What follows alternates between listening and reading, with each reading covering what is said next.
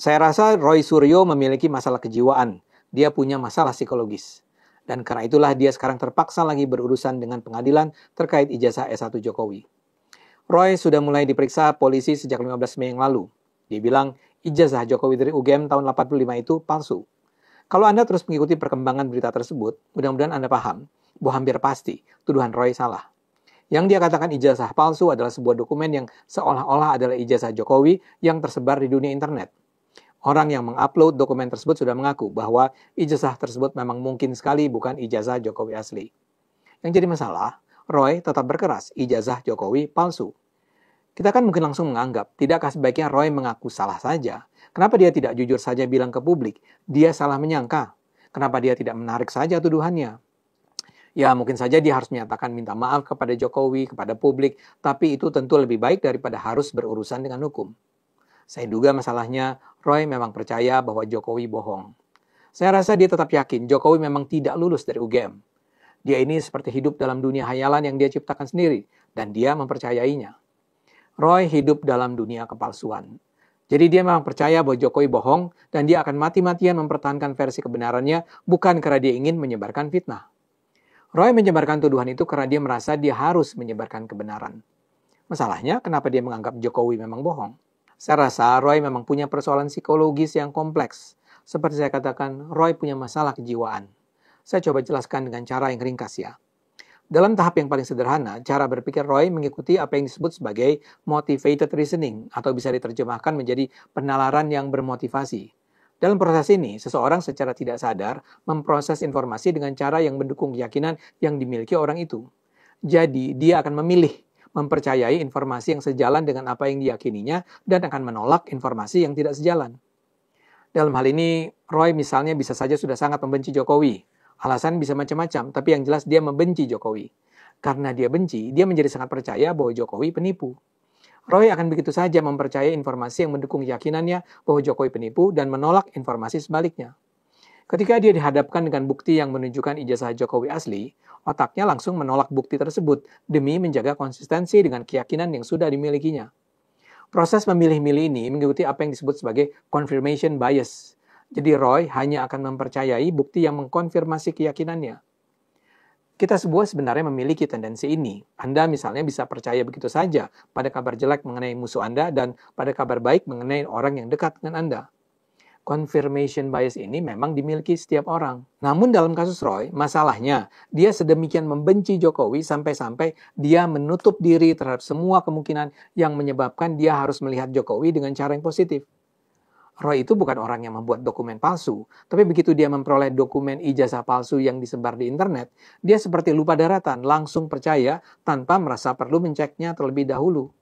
Roy kan sebenarnya bisa saja mendatangi UGM dulu untuk bertanya tentang kebenaran berita tersebut. Tapi Roy memilih tidak mau menceknya, karena dia tidak ingin mendengar penjelasan bahwa dokumen itu palsu. Dia seperti tak bisa menerima kenyataan yang membantah harapannya.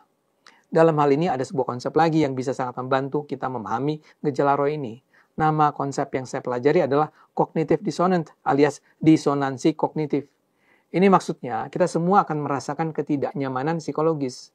Jadi dalam kasus Roy, dia sudah yakin bahwa Jokowi itu penipu, tapi kemudian dia memperoleh bukti bahwa Jokowi ternyata jujur. Mestinya kalau bukti itu kuat, ya dia ubah dong keyakinan awalnya. Tapi itu tidak menyenangkan. Karena itu Roy justru mengubah persepsi realitasnya, misalnya dengan tetap menolak bukti bahwa Jokowi jujur. Jadi Roy tentu sudah mendengar penjelasan dari pihak UGM bahwa Jokowi memang lulusan UGM. Tapi karena itu akan mengganggu kenyamanan psikologisnya, Roy akan terus percaya bahwa UGM berbohong. Karena misalnya saja dulu sudah ikut terlibat dalam manipulasi ijazah Jokowi ketika Jokowi ikut pemilihan wali kota, gubernur, presiden. Bisa dibilang, cognitive dissonance ini adalah mekanisme pertahanan psikologis agar individu tetap merasa konsisten secara internal. Ini juga yang dialami oleh kubu anti-Jokowi lain. Karena itu, narasi yang dikembangkan adalah Jokowi harus menunjukkan ijazah aslinya kepada publik. Sementara saya yakin, dengan mengikuti penjelasan cognitive dissonance tadi, kalaupun Jokowi misalnya menunjukkan ijazah aslinya, Jokowi akan tetap dituduh memanipulasi ijazahnya. Jadi saya rasa memang sudah sangat benar bahwa kini kasus tuduhan ijazah ini disidangkan saja di pengadilan. Masalahnya ketidakpercayaan atau kebencian terhadap Jokowi ini sudah berlangsung begitu lama sehingga Roy mengalami apa yang disebut sebagai obstinasi atau dogmatisme. Jadi keyakinan Roy tentang Jokowi adalah seorang pembohong sudah sampai level dogma. Seperti misalnya Roy percaya Tuhan itu ada. Kebenaran absolut. Dalam kasus seperti ini, fakta dan logika kadang menjadi tidak relevan. Yang memperparah keadaan adalah motivasi personal Roy sebagai seorang tokoh selebritis. Orang seperti Roy butuh pengakuan. Dia memang ingin mencari perhatian publik. Karena itu dia mungkin merasa tidak boleh berubah-ubah sikap. Harus konsisten. Karena itu pengakuan bahwa dia salah akan terasa sebagai hal yang mengurangi reputasi dirinya. Seseorang yang semula merasa populer akan mengalami kesulitan menerima penurunan status semacam itu. Tapi akibatnya ya dia kini harus menghadapi risiko dinyatakan bersalah dan masuk penjara. Bagaimanapun kalau dipikir-pikir, Roy memang sejak lama lazim hidup dalam dunia kepalsuan. Dia misalnya saja kerap disebut sebagai ahli telematika. Telematika adalah bidang ilmu yang merupakan gabungan dari telekomunikasi dan informatika. Nah, selama ini tidak sekalipun ia tampil dengan menunjukkan keahlian di bidang itu. Dia kan diingat orang karena dianggap ahli menguji keakuratan materi-materi digital seperti suara, gambar, video. Tapi dia terus membawa gambaran bahwa dia adalah ahli telematika. Dia sendiri adalah lulusan S1 Ilmu Komunikasi UGM, jadi bukan telematika. Dia juga misalnya pernah mengklaim menemukan lagu Indonesia Raya yang lebih lengkap daripada yang selama ini digunakan. Klaim ini belakangan terbukti salah. Ketika foto topless yang diduga sebagai Miss Indonesia Artika Sari Devi secara online, Roy mengklaim foto tersebut asli. Tapi belakangan terungkap bahwa itu adalah foto seorang waria dari Thailand. Dalam kasus Ariel dan Luna Maya dulu, dikabarkan Roy juga pernah menganjurkan Luna untuk mengatakan yang tampil di video tersebut bukanlah Luna. Tapi tentu saja kita semua tahu bahwa itu adalah rekaman hubungan Ariel dan Luna. Yang ingin saya katakan, Roy nampaknya lazim berada dalam realita yang diciptakannya sendiri dan dipercayainya sendiri. Jadi mudah-mudahan saja, saya tidak berlebihan untuk menganggap Roy pada dasarnya punya masalah kejiwaan. Mudah-mudahan dia bisa segera sadar dan insyaf. Ayo kita gunakan akal sehat. Kita sudah melihat tentang video hal tersebut tentang Bang Roy yang tidak masih percaya dengan ijazah Bapak Presiden Jokowi Dodo. Dan tadi kita sudah melihat videonya bagaimana pembahasannya dari salah satu senior politik kita juga mengomen hal tersebut. Dan sekarang kita akan membacakan komentar dari kawan-kawan kita semuanya.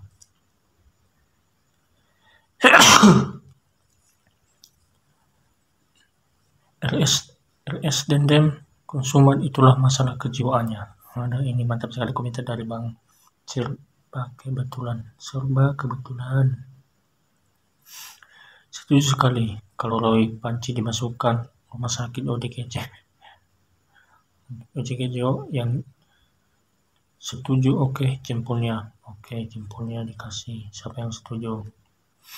Ternyata seekor keledai lebih pintar daripada manusia yang bernama Roy Suryo.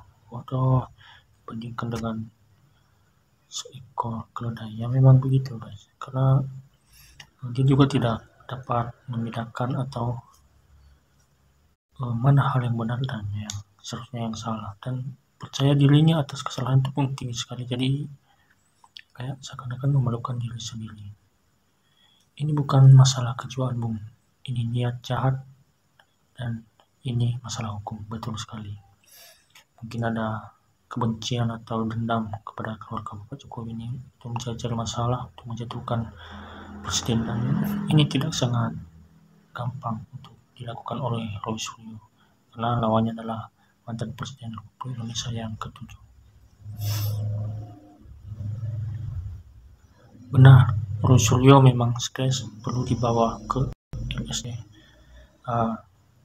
Saran dari kawan-kawan, mending cek akunnya, rekomendasikan tempat RSC yang bagus buat dia. Roy mungkin gila alias Edan Ratekorotan. Apa maksudnya nih kawan-kawan? Tulis di kolom komentar arti dari keturutan. Orang yang bikin gaduh wajib dipenjarakan, tidak perlu semua itu. Dan masalah hukum ini nanti yang mengatur oleh kejaksaan atau kepolisian, dari kepolisian. Setuju 100% Bang. Armando. Seperti halnya bila ada yang meragukan atau tidak percaya bahwa Bang Roy adalah seorang laki-laki, laki-lakiannya adalah palsu, dan meragukan keasliannya, mengatakan tunjukkan saja ke publik, masalah clear. Apakah Bang Roy akan segera menunjukkan barangnya di depan publik untuk menyatakan bahwa dia seorang laki-laki? Salam damai Indonesia. Komentar yang sangat-sangat membuat kita agak bingung ya. Itulah bahayanya kalau benci terlalu dalam dan lama, kewarasannya sampai sedemikian parahnya. Sabar lihat Rosulio segera masuk penjara. Ayo polisi, percepat kerjanya, jangan bertele-tele, sudah jelas kok alat buktinya. Netizen kita ini sangat bersemangat apabila Rosulio ini akan diproses oleh polisi.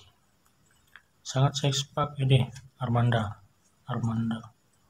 Rosulio memang agak aneh orangnya. Memang ada.